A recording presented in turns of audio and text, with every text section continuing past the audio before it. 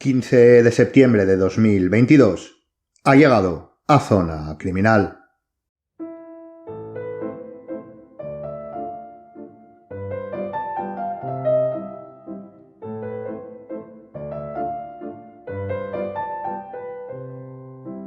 El viernes 12 de agosto de este año, la tranquilidad en la plácida localidad neoyorquina de Erie fue rota, fue despedazada por un vil acto, el apuñalamiento de un escritor.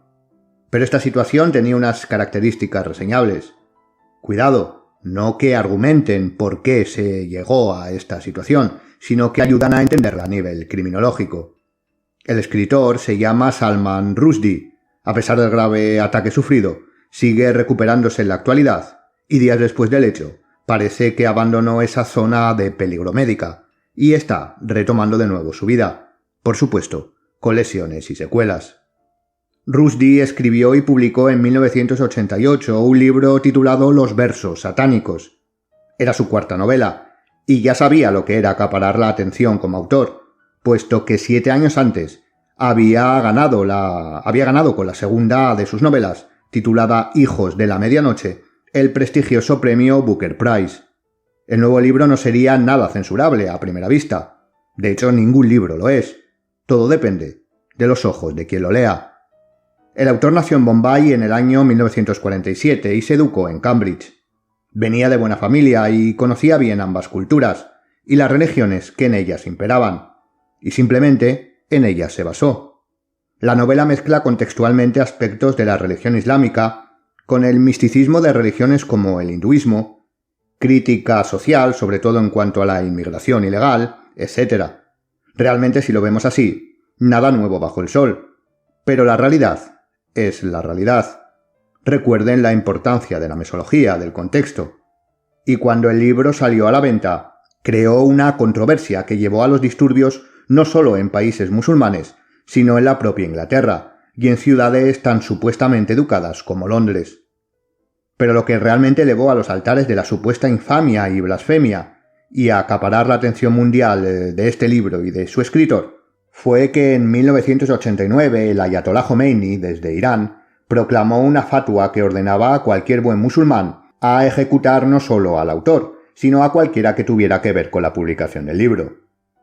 Desde que fue proclamada, Rushdie tuvo que vivir protegido y escondido de manera total durante 10 años. Después, sus apariciones públicas fueron mínimas y controladas, hasta este agosto, cuando fue atacado y apuñalado varias veces en el cuello y la espalda. El agresor, Hadi Matar, ese es su nombre, un joven de Nueva Jersey de origen libanés, que por las informaciones que aparecieron posteriormente se había radicalizado en un viaje en 2018 a Oriente Medio, fue detenido inmediatamente. Parece ser que actuó como un lobo solitario, motivado por la fatua y desencadenado por el fallo de seguridad que supuso el acto. El detenido era seguidor, a través de las redes sociales, del llamado Cuerpo de Guardias de la Revolución Islámica, un grupo extremista del régimen iraní. Este hecho, que conmocionó a la opinión pública internacional, nos sirve para introducir, con un desgraciado ejemplo práctico, a lo que puede llegar el fanatismo. Y lo que vamos a intentar ver hoy aquí es si este concepto, si el fanatismo, tiene relación con la criminología. Puede ser un constructo de esta. O mejor dicho, porque si está escuchando esto es porque obviamente sí lo es, vamos a centrar cómo desde la criminología podemos analizar el fanatismo.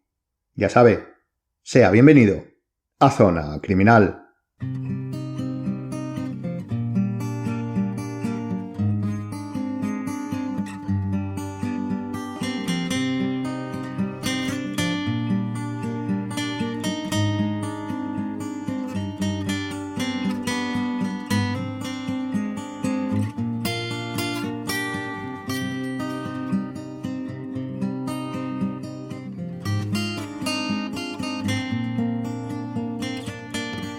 Este hecho que acabamos de explicar, que dejará secuelas no solo psicológicas sino físicas en la víctima, nos sirve de contexto, como hemos dicho, para abordar el tema del que queremos hablar, el fanatismo como concepto criminológico.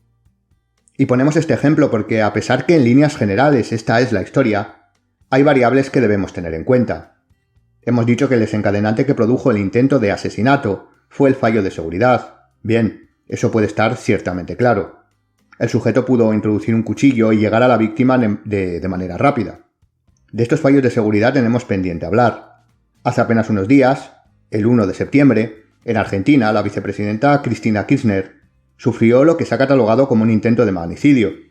Si le interesa el concepto, ya sabe que tiene un programa dedicado al magnicidio, el tiranicidio y la seguridad. No tiene más que buscarlo en el archivo. Si únicamente nos fijamos en las imágenes, sin nada más, debemos preguntarnos cómo es posible que un sujeto pueda acercarse a una vicepresidenta o a cualquier cargo político de alto rango, o en nuestro caso, a un sujeto que lleva 30 años amenazado de muerte, con un arma, ya sea una pistola o un cuchillo, pasando todos los supuestos arcos y filtros de seguridad profesionales. Espero poder tratar algún día el tema con expertos en estos lares, porque sí, permítamelo decir, en estos temas, la seguridad, tanto pública como privada en España, sin lugar a duda, tiene una amplia experiencia y se posicionan los profesionales en el top de la seguridad mundial. Volviendo al tema, una vez establecido el desencadenante, hemos aseverado que su motivación era la fatua debido a su radicalismo religioso. Pero como dijimos en el programa que dedicamos a la motivación y el desencadenante, y como ya sabe, la motivación, el porqué, la causa, es algo tremendamente difícil de conocer, a pesar de que muchas veces creamos que está clara, como en este caso. Pero, siguiendo con el ejemplo, ¿y si le dijera que esta orden de matar al escritor, para ser un buen musulmán, que es lo que la mayoría identifica con la motivación, soy un fanático y quiero ser reconocido cueste lo que cueste, iba acompañada de una recompensa que en el momento del intento de asesinato ascendía a $4 millones? ¿Puede entonces que ese fanatismo sea algo más racional y sea un móvil económico o no? ¿Puede ser que el fanatismo religioso sea la única motivación sin importar el dinero? ¿Puede que sean ambas? ¿Hay diferencias entre fanatismos? ¿Hay grados? ¿Cómo podemos investigar un hecho criminal realizado por fanáticos?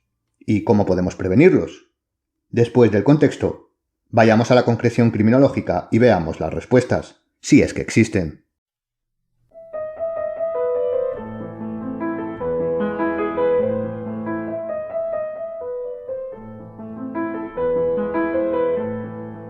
Como siempre hacemos a la hora de enfrentarnos al análisis, aunque sea aproximativo, de un concepto que tenemos como constructo, debemos descomponerlo.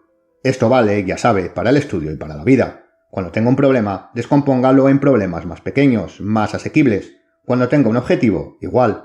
Y verá que la cosa tiene más probabilidades de solucionarse. Cuando hablamos de fanatismo, o si preguntamos a alguien que nos diga qué ve o qué se imagina cuando se pronuncia el término fanático, es normalmente a un sujeto varón gritando y dependiendo del país. Probablemente si lo hace en Europa, lo identificarán con un yihadista. Y si no, la segunda opción sería con un hooligan del fútbol. Y realmente esta imagen no tiene por qué estar equivocada como representación arquetípica, pero el fanatismo como concepto criminológico va más allá. Aún así, si observamos la definición del concepto dada por el diccionario de la Real Academia de la Lengua Española, lo hace, como él, y abrimos comillas, apasionamiento y tenacidad desmedida en la defensa de creencias u opiniones, especialmente religiosas o políticas. Cerramos las comillas. Por lo que nuestra figura de eso que Jung llamaría el inconsciente colectivo no está muy alejada de lo que lingüísticamente es aceptado. Pero incluso, como veremos, esta definición es escueta para lo que podría ser. Lo primero que debemos tener en cuenta cuando hablamos de fanatismo como constructo es qué variables la componen. Si estructuramos este concepto en torno a la criminología, debemos hacer una diferenciación que a primera vista puede parecer carente de sentido, pero que, como veremos, es tremendamente útil para entender holísticamente el concepto como deseamos hacerlo. En este caso nos centramos en los objetivos de la criminología. Siempre comenzamos realizando la distinción en la posible aplicación de la criminología entre teórica y práctica, y aquí, aunque es sin duda también válida, nos centraremos más en la finalidad de su puesta en marcha. Cuando hablamos de fanatismo como concepto que puede convertirse en conducta, lo podemos hacer desde dos grandes prismas que son distintos. Pueden ser complementarios, pero distintos. Por un lado tenemos la investigación práctica del fanatismo, en donde la criminología teórica, estudiando perfiles sobre todo, puede ayudar, y por otro la prevención del concepto del fanatismo. De ahí que prefiramos ejemplarizarlo con objetivos y no con capacidades de la disciplina. Es decir, la criminología, sin duda, sirve para prevenir, entre otras cosas, conductas fanáticas que lleven a la delincuencia. Bien, pero ¿dónde radica la diferencia? Pues esta se da en prácticamente todo el desarrollo de la ciencia, dependiendo de para qué será aplicada. Teniendo esto en mente, que la criminología se aplica de manera distinta, o mejor dicho, el conocimiento empleado es distinto para la resolución de una investigación criminal, digámoslo así, o en cuanto a acciones de prevención. Esto es la base para entender la relación de fanatismo y criminología. Una vez llegados aquí, veremos en sus variables la diferencia entre ambos casos. Como decimos, la primera de ellas es la tipología. ¿Existen tipos de fanatismo? Aquí la respuesta que la inmensa mayoría daremos es que sí, y nos vendrán a la cabeza tanto los ámbitos de la definición de la RAE, el fanatismo religioso y político, como algún otro. Tal vez el deportivo sea, además de los citados, el más reconocible. Y luego, a partir de ahí, claro está, los ítems son casi incontables. Dentro del fanatismo religioso hay fanáticos de múltiples religiones, de la política, dentro de la política, de partidos e incluso de políticos, y por supuesto del deporte de equipos, deportistas, etc. Pero todos los tipos de fanatismo son igual de peligrosos. ¿De qué depende esta peligrosidad? ¿Y qué entendemos por peligrosidad? Puede parecer que las respuestas son claras, pero piénselo de la siguiente manera. A nosotros como criminólogos, sobre todo, nos preocupa aquel fanático que comete actos delictivos. Los lobos solitarios, los conocidos yihadistas, son probablemente la representación más gráfica y que más preocupa, pero ¿preocupa a todos por igual? ¿Es la peligrosidad un concepto universal? Probablemente. Pero ¿es la tipología del fanatismo universal en cuanto a su importancia? ¿Los atentados llevados a cabo por lobos solitarios, adoctrinados y fanatizados en la yihad, importan de igual manera a los gobiernos y ciudadanos europeos que, por ejemplo, a los taiwaneses o singapurenses? Con los datos en la mano, es probable que no. ¿Preocupan en España los hooligans más violentos de Inglaterra? Pues al menos que vengan a jugar un partido, tampoco. Y aquí además establecemos qué es peligrosidad en el fanatismo: la capacidad de atentar violentamente contra cosas y sujetos. Por ejemplo, no percibimos tan peligrosos a los testigos de Jehová, porque en principio no utilizan la violencia, y son fanáticos religiosos. Pero sí los percibiríamos, ahí está la clave, por ejemplo, si nos informaran que van a pasar unas horas a solas con nuestra hija. Por eso la importancia del fanatismo depende de la localización, pero solo para su prevención. ¿Y esto por qué? Porque la prevención como acción práctica, debe adaptarse al contexto de aplicación. En caso contrario, no será de utilidad en absoluto. Por lo que debe saber para qué y contra quién se está luchando. El fanatismo, las conductas e ideologías fanáticas se combaten de manera específica. Se pueden combatir las personalidades fanáticas de manera general, porque tienen aspectos comunes, pero una vez instauradas las ideas y conductas, no en el sujeto, porque no sería prevención, sino en el ámbito contextual, en lo que llamamos sociedad, entonces debe ser combatida este fanatismo, esta idea fanática, con precisión, no con guerra abierta y total. Por lo que lo primero es estudiar y analizar qué fanatismo, qué ideas, qué conductas están implantándose para conocerlas, reconocerlas y desarrollarlas desde varios prismas y disciplinas, incluyendo, por supuesto, la criminología en las conductas en las que puede ayudar. Esto parece, y es, al menos en localizarlas bastante fácil. Entre comillas, por supuesto. Basta con observar los datos de allí donde se desea intervenir. El problema es que una vez conocido, el siguiente paso tras la evaluación, el desarrollar y aplicar medidas, suele ideologizarse bastante, al menos por tierras europeas, o mejor dicho, por gobiernos de estos lares, lo que suele derivar en pobres resultados de lo que mal se llama políticas de prevención. Cuando estas líneas de actuación deberían únicamente basarse en datos objetivos para describir y estudiar, y en disciplinas empíricas para aplicar. Ya está. Bien, hemos dicho que para la prevención, el conocer la tipología y la incidencia es importante, además de la propia característica de desarrollo del fanático. Aquí nos centramos en aquellos fanatismos, como el sufrido por Rushdie, que deriva en violencia. Esta puede ser individual, tal vez la más difícil de controlar. Los lobos solitarios serían el ejemplo más popular, y grupal, como suele pasar con el fanatismo deportivo. De hecho, una de las características que era tremendamente relevante en el estudio de este concepto era que antes necesitaba del grupo físico para darse. Los fanáticos necesitaban retroalimentarse con el grupo de manera real.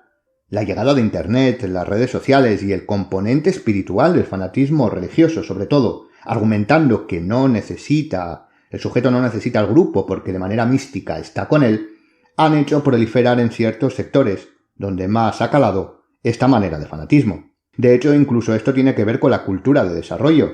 Si tenemos en cuenta las dos religiones mayoritarias y nos centramos en sus grupos fanáticos, vemos cómo este fanatismo individualizado se da mucho menos en el cristianismo por su propia idiosincrasia respecto al islamismo, en donde no solo la religión, sino la cultura de desarrollo es mucho más individualista. Este tipo de cosas, el estudio preventivo, debe tenerlo en cuenta. Por supuesto existe la característica de lobos solitarios en ambos tipos, pero hablamos porcentualmente. Pero retomando el tema, que nos hemos separado demasiado de la vereda, como decimos, la tipología es importante de manera primordial para la prevención, pero no tanto para la criminología investigativa, que es importante, pero de manera más secundaria. Me explico. Cuando hemos hablado aquí de perfiles, y sobre todo del modus operandi, hemos dicho que lo esencial a la hora de analizarlo longitudinalmente es descomponer la estructura, el esqueleto del mismo. La ciencia forense se centra, por ejemplo, en el análisis de los cuchillos que utiliza un mismo victimario, porque pueden otorgar indicios de dónde lo adquirió, rastros biológicos, etc. Para el perfil, el cambio de cuchillo sería una variable de continuidad, el ataque con arma blanca. Y aquí pasa lo mismo, porque el fanático no es fanático de algo, no. Es fanático porque tiene algo entrecomillado, y ese algo son las características estructurales. Un fanático que repitiera todas las características en un lugar contrario en cuanto a su creencia, lo sería de igual manera, pero de conducta inversa. Es decir, si un fanático de un equipo de fútbol A hubiera nacido, crecido, desarrollado bajo las mismas circunstancias en la zona del equipo B, sería fanático, pero del equipo B. No es la idea, es la personalidad. Y esto importa para la investigación criminológica, conocer esa estructura. ¿De dónde viene el fanatismo? Lo primero en lo que podemos pensar es en el concepto de irracionalidad. Y esto es claro. Es decir, el fanatismo no tiene una explicación lógica. Es totalmente dicotómico, o conmigo o contra mí. De hecho, esta irracionalidad es lo que hace tan complicado el superarlo una vez se establece, y por eso es tan necesaria la prevención. Pero como criminólogos, y sobre todo como criminólogos investigativos, ¿qué concepto más bonito ha quedado? Es decir, como criminólogos que investigamos casos, algún día hablaremos sobre esta necesidad, nos interesa algo que sí existe, y es la lógica del fanático. Porque sí, lo que para cualquier sujeto es irracional, para otro, para él, para el fanático, es racional. No existe nadie que no crea, este es el verbo que marca la diferencia, creer. No hay nadie que no crea que está en lo cierto porque lo lógico y racional es lo suyo. De hecho, lo puede ver usted prácticamente cuando quiera. Encienda el televisor y verá cómo de un mismo tema hay distintas realidades, distintas lógicas y distintas racionalidades, cada cual diciendo y defendiendo que la suya es la correcta en detrimento de las otras. Y seguro que también lo ha experimentado usted mismo con su familia, amigos, compañeros de trabajo, etc. Pero esto entra dentro de un empecinamiento o creencia normal, defender más o menos vehementemente lo que pueda creer o pensar, intentando convencer y cuando puede, vencer, pero también reconociendo su falta de razón cuando no la tiene. Esta situación jamás llegará en un fanático, por lo que su lógica será igualmente extrema.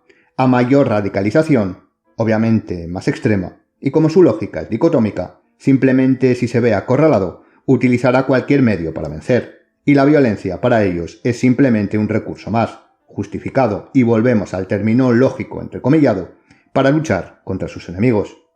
Por lo tanto, el primer punto estructural y por todos los fanáticos compartido es su irracionalidad objetiva. Y lo que como criminólogos nos interesa saber es que existe una lógica propia, que guarda relación con la irracionalidad real. A mayor irracionalidad de la idea o pensamiento u opinión, más radical será el focus de su lógica y más extremas y violentas sus conductas de respuesta. Esto nos lleva a preguntarnos si todos los fanáticos sufren trastornos psiquiátricos, problemas psicológicos, etc. Esto no es una pregunta que pueda contestarse a la ligera. Siguiendo a la psicóloga Alejandra Luengo en un artículo que escribió en su blog en 2012 titulado ¿Qué diferencia a un fanático de un enfermo mental? Y que lanzamos, por supuesto, a la descripción, explica que, y abrimos comillas, desde la perspectiva psicológica y de salud mental, una persona que provoca atentados, muerte o asesinatos no se puede decir que sea una persona mentalmente sana. Todo lo contrario, pero no tiene por qué ser un enfermo mental, que no es consciente de sus actos o cuya voluntad se ha visto alterada por la enfermedad. Cerramos las comillas. Esto es importante para el criminólogo, porque debe saber que el fanatismo no tiene por qué ser una personalidad completa, sino que puede ser un rasgo. Puede mostrar signos de psicopatía. Por supuesto, también existirán los que sí tienen una enfermedad mental, los que tienen ciertas características que ayuden a esa radicalización, etc. En este sentido, el perfil o sus rasgos se obtiene de la correlación con la conducta, no es distinto a cualquier proceso de perfilación. Conductas como la preparación, premeditación, organización, etc. del hecho, se alejan bastante de la conducta, normalmente más atávica e instintiva, de los criminales con trastornos mentales graves.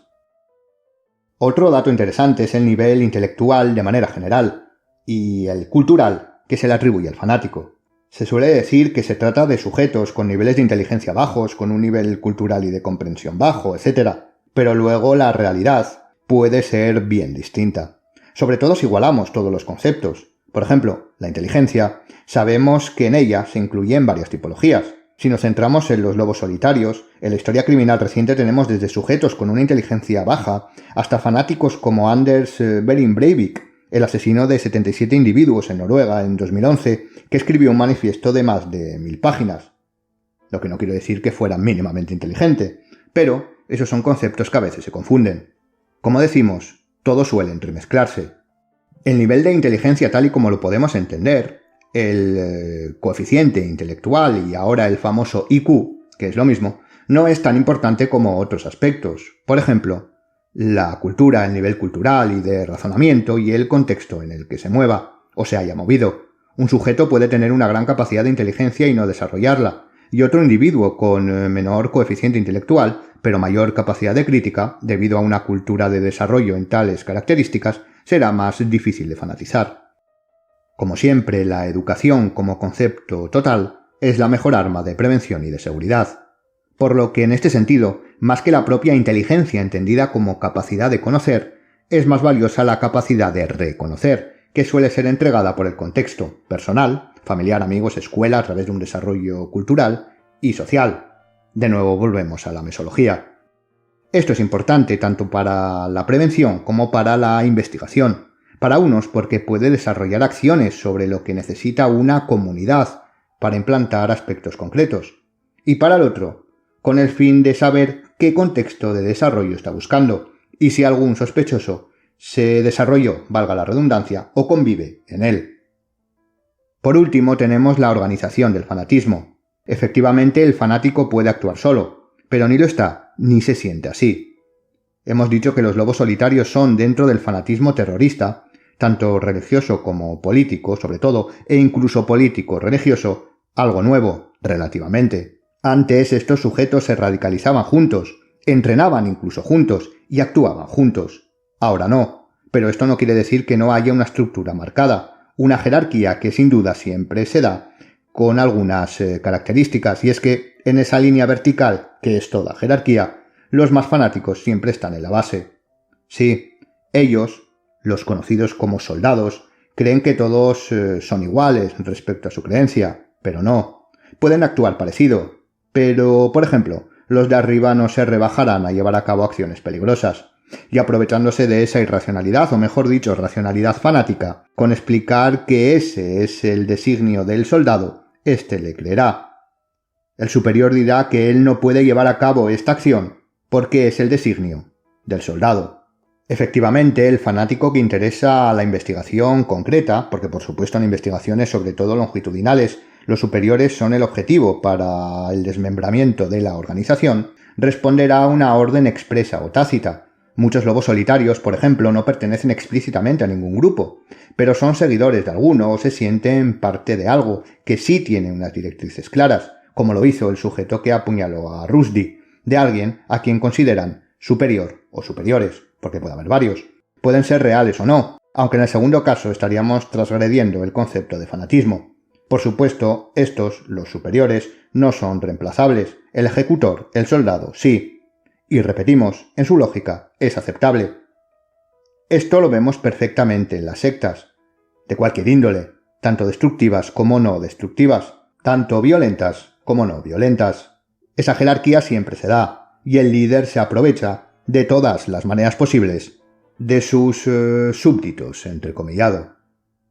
Al fin y al cabo, y ya para ir terminando, el fanatismo es un concepto criminológico que, sobre todo cuando trata de perfilarse, a pesar de sus características propias, no difiere cualitativa ni cuantitativamente de manera exacerbada en cuanto a su problemática respecto a cualquier otra perfilación.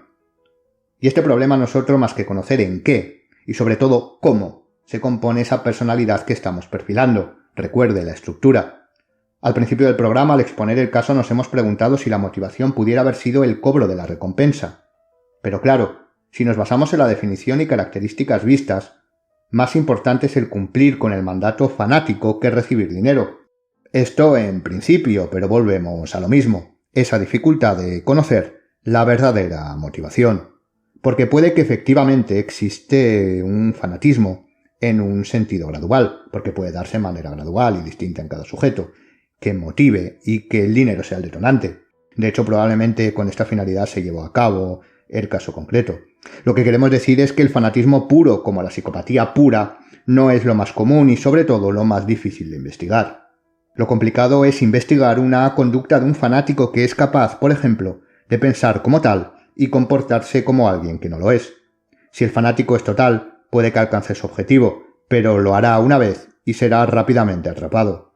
Pero si se mezcla fanatismo con ciertas características de autocontrol y cordura, entrecomillado de nuevo, entonces es cuando la criminología, la perfilación y los investigadores deben dar lo mejor de sí. Es el mismo objetivo que cualquier otra perfilación. ¿Qué domina en el sujeto? ¿Cuánto porcentaje representa su fanatismo? Por eso debemos también fomentar la prevención, para que el fanatismo, si se desarrolla, que lo hará, sea de manera menor, tanto cuantitativa, menos gente, como cualitativamente, con menos fuerza. De ahí la vital necesidad de criminólogos en su estudio, desarrollo y aplicación. Como hemos visto someramente en el programa, estos análisis previos requieren de un conocimiento muy específico de varios constructos y factores. Y por otro lado, la importancia del conocimiento del cómo, del funcionamiento, de la estructura mental y conductual de sujetos fanáticos y fanatizados. Esto ya aplicado a la investigación criminal, cuando la prevención no haya surgido efecto.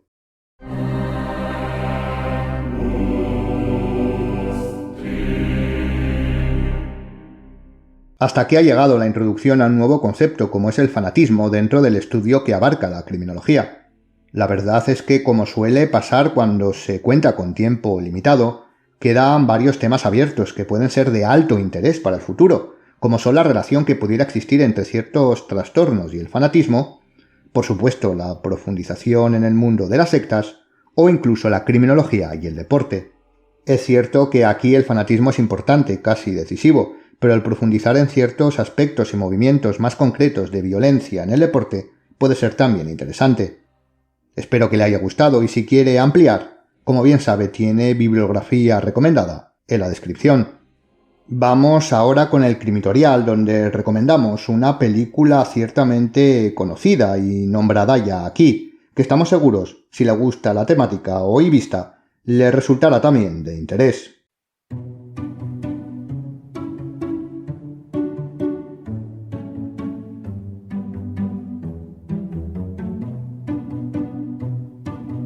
Crimitorial, la zona de las recomendaciones lectoras y videográficas sobre criminología y criminalística.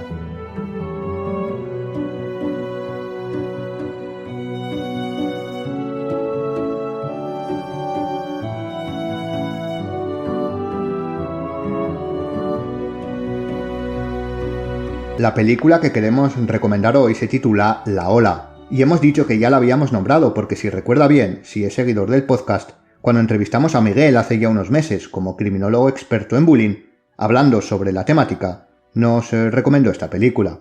Sin duda para aquellos que sobre todo a nivel preventivo y sociológico quieran saber cómo funciona al menos una de las maneras de crear, entre comillas, fanáticos, como decimos, para estudiar su proceso con el fin de prevenirlo, es un buen comienzo. La película data del año 2008. Es un largometraje alemán dirigido por Dennis Gansel, que sin duda fue y sigue siendo un hito dentro del cine que podríamos catalogar de social, aunque yo más bien lo haría como sociológico, que no es lo mismo.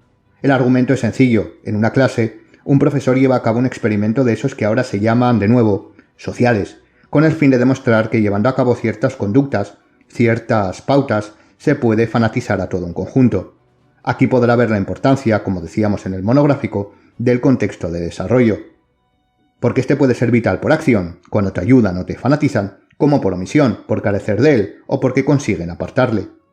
Esto también podríamos unirlo y recomendarlo. Otro hito de los experimentos que se suelen estudiar en criminología, como es el de la prisión de Stanford de Philip Zimbardo, que intentaba estudiar y profundizar sobre el poder y la influencia de los roles, y acabó siendo también un creador de fanáticos, el experimento, no él, porque ya sabemos que estos conceptos, poder, influencia, necesidad, estatus, roles, etc., tienen mucho que ver con el fanatismo. Control y fanatismo puede parecer un oxímoron, pero no lo es, porque no lo ejerce el mismo sujeto. Recuerde, siempre que hay jerarquía, hay control unidireccional. La película puede encontrarla en la plataforma de HBO. Desde luego, para el interesado en el fanatismo y en su creación, sin duda le será útil, y si además lo acompaña con la lectura o relectura de lo escrito sobre el experimento de Zimbardo, podrá tener una visión sociológica y psicológica del concepto. ¡Qué mejor! Así que pensándolo bien, este crimitorial es una doble recomendación: la película La Ola y el experimento de la prisión de Stanford. Y ya si quiere un libro donde Zimbardo expone sus teorías, le recomiendo el titulado El efecto Lucifer, cuyo subtítulo suele traducirse como El porqué de la maldad. Ahí verá que tiene mucho que ver también con el porqué del fanatismo, maldad y fanatismo como conceptos relacionados. Nada sorprendente. En cuanto a La Ola, la película, con ese mínimo resumen ya se imaginará por dónde va a ir la línea argumental. Se desarrolla ya en la modernidad, una vez pasada la Segunda Guerra Mundial, con jóvenes que no la vivieron ni la sintieron como próxima. La mayoría del mundo pensaba que ese fanatismo político no volvería, porque todo el mundo había conocido sus resultados. Y este largometraje explora si esos resultados podrían volver a darse en una sociedad avanzada como en la que se desarrolla la acción, aunque podría extrapolarse a la actual. Como le digo, ya se imagina por dónde va la película. El problema no es ese, porque es obvio que como película debe aportar algo.